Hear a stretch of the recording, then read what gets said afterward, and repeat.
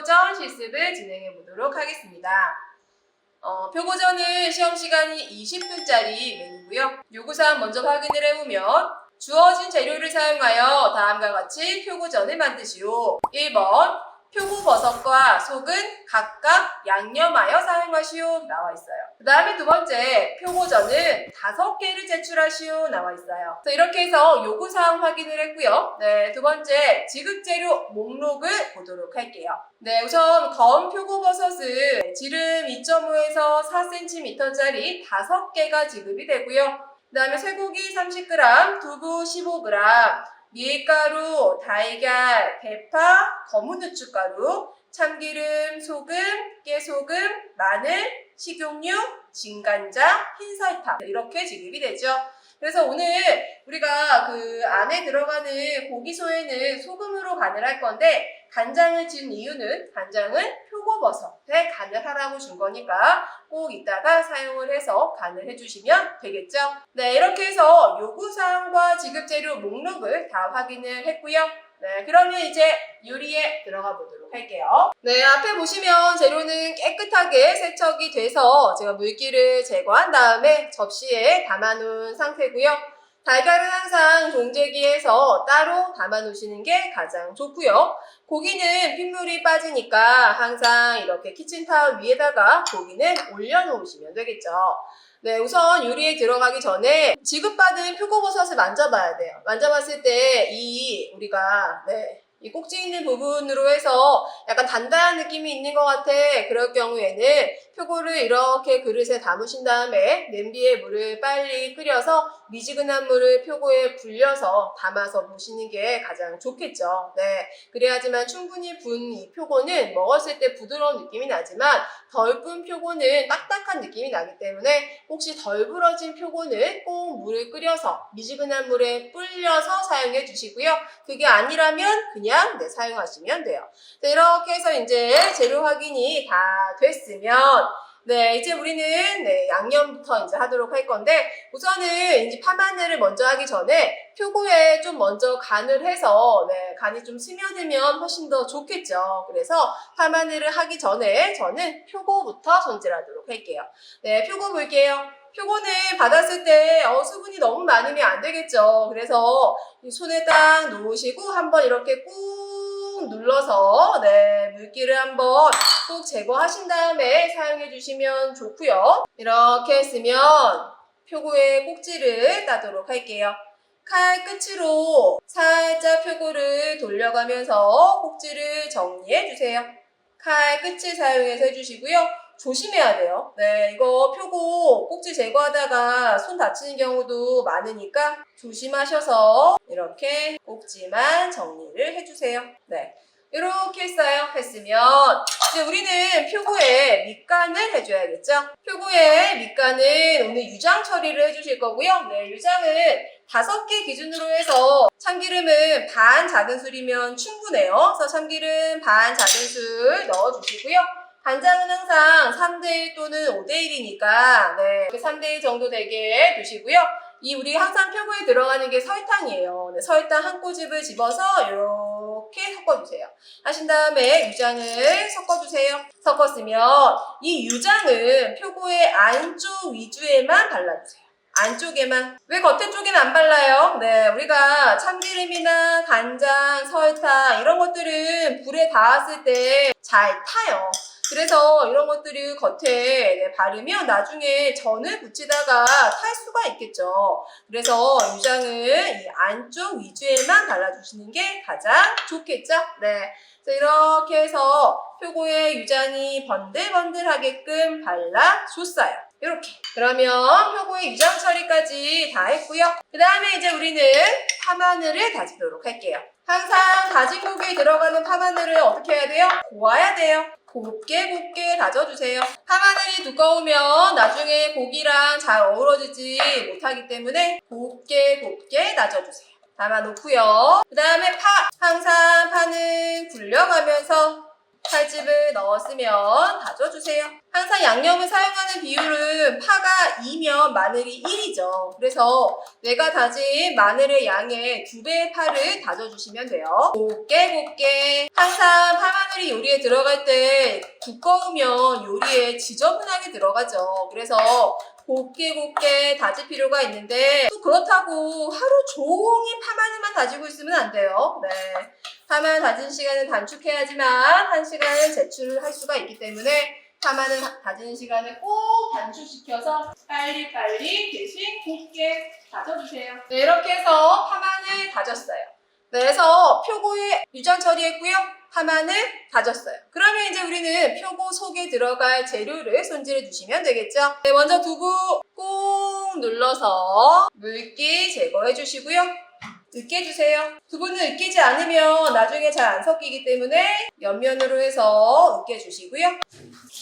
도마는 항상 깨끗하게 고기 다질게요. 항상 고기를 얇게 다지려면 고기의 편도 얇아야 되고 채도 얇아야 되고 그래야지만 다져진 고기가 얇게 빨리빨리 되겠죠. 그래서 우선 고기를 얇게 편 썰어요. 얇게 편 썬 다음에 또 다시 얇게 채 썰어요. 편과 채가 얇아야지만 고기는 얇게 다져져요. 얇게 채 썰었으면 다시 또 방향을 바꿔서 다져주세요. 이렇게 했으면 다시 다져주세요. 고기를 곱게 다져야지만 나중에 표고에 속을 채웠을 때 매끈하게 나오기 때문에 곱게 다져주셔야 되고요. 그러려면 손을 빨리빨리 돌려야죠. 이렇게 다지고 있으면 하루 왼종일 돼도 고기는 안 다져져요. 네, 우리는 속도가 생명이니까 빨리빨리 이렇게 해서 고기를 으깼더니 으깨져요. 그러면 그만 해서 담아 놓으세요. 여기까지. 작업이 끝났으면 도마 깨끗하게 한번 정리하시고요. 네, 이렇게 해서 이제 우선은 칼질하는 작업은 다 끝났죠? 그러면 이제 우리는 양념하도록 할게요. 네. 우선 고기와 두부의 비율을 2대1. 간을 먼저 한 다음에 양념하시는 거니까, 네. 소금 먼저 넣어서 간하고요. 그 다음에 설탕을 소금과 동량을 넣어주세요. 내가 곱게 다져놓은 파마늘 항상 깨는 부셔서 깨소금을, 후추 구멍 막아서 참기름까지 이렇게 해서 양념을 했으면 처음에는 손 들어가지 않고요. 숟가락으로 꾹꾹 눌러서 고기랑 표고가 섞이면서 양념도 잘 배어들게 했으면 숟가락에 묻어있는 거 손으로 떼어서 손으로 이렇게 눌러가면서 양념하세요. 그래야지만 빨리빨리 되겠죠. 처음에 양념할 때까지는 도구를 사용하시고요. 그 다음에는 손으로 이렇게 꾹꾹꾹 눌러가면서 양념을 해요. 한 다음에 그릇에 이렇게 살짝씩 하면서 좀 치대줄 거예요. 얘를 치대줘야지만 찰기도 생기고 안에 있는 공기도 빠지기 때문에 이렇게 고기를 치대주세요. 여기까지. 다 했으면 저는 이제 표고에 고기 속을 채울 건데 항상 그냥 채우시면 절대 안 되겠죠. 그냥 채우시면 나중에 이 풀 역할하는 게 없기 때문에 고기랑 표고가 분리가 될 수 있어요. 그래서 항상 이 표고 안쪽에 풀 역할 해주는 밀가루를 발라주실 거고요. 밀가루는 겉에 있는 검은색에는 묻으면 안 되니까 제가 제일 좋아하는 거는 숟가락에 뒷꽁무리로 바르는 걸 엄청 좋아해요. 그래서 이렇게 해서 숟가락에 뒷꽁무리로 겉에 검은색 조금 묻지 않게끔 이렇게 해서 밀가루를 발라주세요. 발랐으면 이제 고기 속을 채우도록 할게요. 네, 고기 적당량 들어서 채우실 때 항상 주의하실 거는 고기는 익으면 똥똥해져요. 통통해지기 때문에 항상 평평하게 채울 거고요. 이 보시면 표고에 이렇게 가시 이렇게 있어요. 근데 여기를 안에를 채우지 않으면 나중에 고기가 줄어들면 여기에 빈 공간이 생기기 때문에 이 안쪽까지 쑥쑥 채워줘야 돼요. 그러려면 엄지로 이렇게 해서 이 표고 안에 있는 갖가지 쑥쑥 고기야 들어가 해서 쑥쑥 안에까지 다 채워주세요. 채우시면서 고기는 평평하게 안에는 이렇게 손으로 쑥쑥 넣어가면서 채우시고 대신 배는 평평하게. 왜냐하면 나중에 익으면 고기는 항상 뚱뚱해지는 역할을 하니까 너무 배불뚝이처럼 채우시면 절대 안 되고요. 대신 안에는 꽉꽉 채워주시고 배는 평평하게. 안에는 꽉꽉 채우고 배는 평평하게. 시험장에는 너무 작은 표고는 잘 안 나온다고 하죠. 네, 작은 표고를 잘 구할 수가 없기 때문에 그냥 넣기 적당한 표고, 이렇게 좀 큰 표고도 줄 수 있어요. 네. 그러시면 그만큼 좀 많이 들어가겠죠. 그래서 나중에 익으면 고기가 줄어드니까 안에까지 쑥쑥 채우되 대신 배는 평평하게 해서 갓이 이렇게 있는 것은 이 갓하고 라인을 맞춰주시는 게 제일 좋아요. 그래서 어떤 분들은 가끔 이 안에 저는 고기를 채울 수 없게끔 이렇게 좀 표고가 살이 많아요. 그럴 때는 얇게 그냥 채워주시면 돼요. 우리가 고기를 많이 채워봤자 안 좋은 거는 고기를 많이 채우면 고기가 두꺼우니까 그만큼 팬에서 오래 익혀야 돼요. 네. 그러니까 두껍게 채울 필요가 없겠죠? 얇게 채워야지만 빨리 익힐 수가 있으니까 그래서 우리는 라인하고 맞춰서 채워주는 거예요. 그렇다고 해서 얘를 또 덜 채우면 나중에 완성했을 때 볼품이 없어요. 그러니까 안에까지 꽉꽉 채우되 배는 이렇게 간 라인하고 맞춰서 평평하게만 채워주시면 되겠죠? 다시 항상 이 갓 아래까지 쑥쑥 엄지손가락을 이용해서 채우면서 안에는 꽉꽉 차게 대신 배는 평평하게. 얘가 좀 많아서 해서 다 채웠더니 갓과 라인은 맞고 배는 이렇게 평평하게 다 채웠어요. 엄청 잘 채웠죠? 네. 그러면 이제 우리는 달걀을 풀도록 할게요. 네, 우리가 항상 전을 부칠 때 생선전을 제외한 나머지 전을 부칠 때는 달걀 노른자 1개에 흰자 1큰술이 가장 좋아요. 그래서 우선 달걀을 황백 분리하시면서 알끈 정리해 주시고요. 프라이팬 약불에 예열하시고 흰자 1큰술. 흰자 중에도 잘 떠지는 수양남백 부분 있죠. 그쪽을 떠주시는 게 더 잘 섞이겠죠. 흰자 남은 건 버리지 마세요. 혹시 하다가 달걀이 부족할 수 있으니까 부족하면 또 섞어서 해야 돼요. 남은 거 절대 버리지 마세요. 이렇게 해서 이제 다 했어요. 그러면 이제 우리는 밀가루를 발라서 달걀물에 입히도록 할게요. 항상 밀가루는 달걀물을 입히기 직전에 해야죠. 미리 놓으시면 고기가 다 밀가루를 먹기 때문에 달걀물이 이쁘게 안 묻어요. 그래서 항상 달걀물이 다 준비가 된 상태에서 밀가루를 발라요. 충분히 묻히신 다음에 여분의 밀가루 털어주시고요. 밀가루 묻힐 쪽만 달걀 속에 퐁당. 또 밀가루 충분히 묻히시고요. 여분의 밀가루 털어요. 밀가루 충분히 묻히고요. 밀가루가 충분히 안 묻으면 달걀물이 이쁘게 안 묻어요. 그래서 밀가루는 충분히 묻힌 상태에서 달걀물 속에 퐁당. 저 3개밖에 안 들어가니까 3개 먼저 안친 다음에 나머지 2개 하도록 할게요. 네, 프라이팬으로 갈게요. 네, 항상 프라이팬은 예열이 된 다음에 식용유를 넣어주셔야죠. 그래서 예열을 먼저 해서 프라이팬이 이제 따뜻해. 그러면 기름 넣어주시고요. 키친타올로 살짝 한번 코팅하시고 전 항상 전 들어갈 때 온도를 모르겠어요. 그런 분들은 달걀을 살짝 이렇게 그어봐요. 바로 익죠. 네. 들어가자마자 이렇게 익는 온도가 됐으면 넣으시면 돼요. 살짝 흔들흔들해서 여분의 달걀물은 항상 빼주시고요. 항상 프라이팬의 가장자리에 놓으신 다음에 뒤에서 눌러주세요. 흔들흔들 여분의 달걀물 빼신 다음에 눌러주세요. 여분의 달걀물 빼신 다음에 눌러주세요. 제가 아까 아무리 평평하게 채웠지만 그래도 이렇게 누르는 것보다는 평평하진 않아요. 그러니까 넣자마자 꼭 눌러주시고요. 나머지 2개도 밀가루 충분히 묻혀주시고 여분의 밀가루 털어주시고요. 항상 밀가루는 충분히 묻히고요. 여분의 밀가루 덜어주세요. 여분의 달걀물 빼신 다음에 놓고 눌러주세요. 여분의 달걀물 충분히 빼신 다음에 눌러주세요. 이렇게 해서 약불에서 익혀주시는 거예요. 여기까지 이제 했으면 한번 이렇게 움직여봐요. 이렇게 움직인다는 거는 밑에 달걀물이 살짝 이제 익었다는 거예요. 네, 처음에 제가 달걀을 조금밖에 안 넣었어요. 처음에 달걀물을 많이 넣으시면 그 표면적이 굉장히 거칠거칠하고 우퉁우퉁하게 나오기 때문에 처음에 기름을 우리 지단 부칠 때보다 조금 많이 해서 붙였고요. 이렇게 표고를 움직였으면 이 겉표면이 익은 거예요. 그러면 이제 그때 기름을 추가해 주세요. 저는 기름이 없으면 절대 안 익어요. 그리고 윤기가 안 나기 때문에 기름을 노릇노릇하게 잘 익히려면 기름이 넉넉하게 있어야 되는데 대신 그 기름을 넣는 시점이 중요하죠.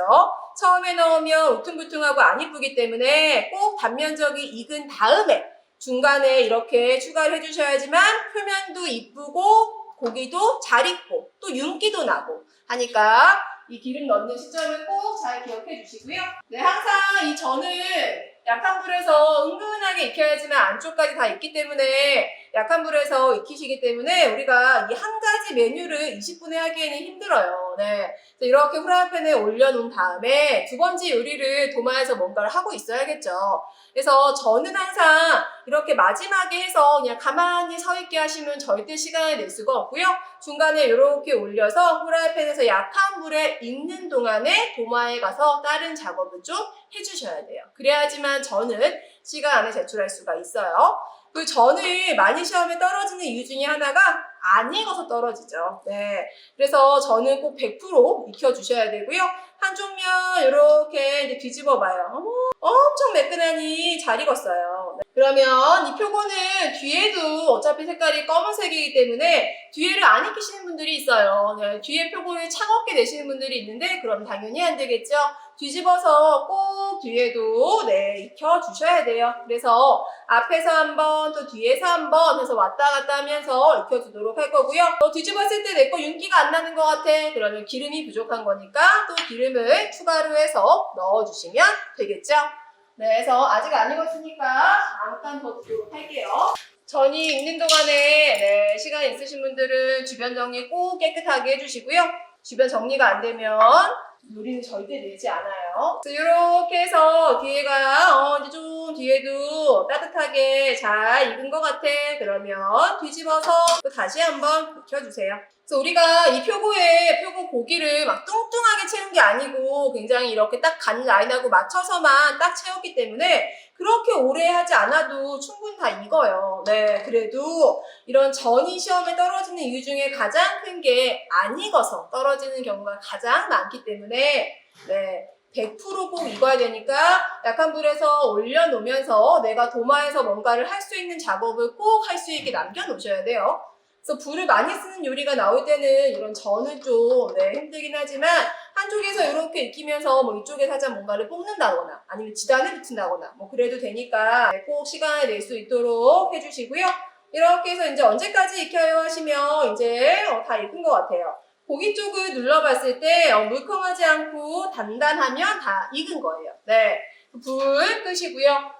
나는 이렇게 익힌 다음에 혹시 불안해. 근데 아직 시간도 남았고 두 번째 요리가 끝나지 않았어. 그러면 이렇게 뒤집어 놓은 상태에서 그냥 프라이팬에 올려서 그냥 냅두시고 다른 작업을 하세요. 아니면 아래쪽에 이채로 그냥 내려놓으세요. 그러면 이 프라이팬 자체가 굉장히 뜨겁기 때문에 이 뜨거운 잔열로 또 전이 익을 수 있어요. 네, 그러니까 혹시 안 익었을지 모르는 전을 그렇게라도 해서 꼭 100% 익혀서 제출해 주시면 되겠죠? 네, 그러면 이제 다 됐으면 담아주세요. 담는 방법은 따로 정해진 건 없고요. 다 잘했지만 그 중에 제일 잘한 거 하나를 이렇게 제껴서 올려놓으시면 되겠죠?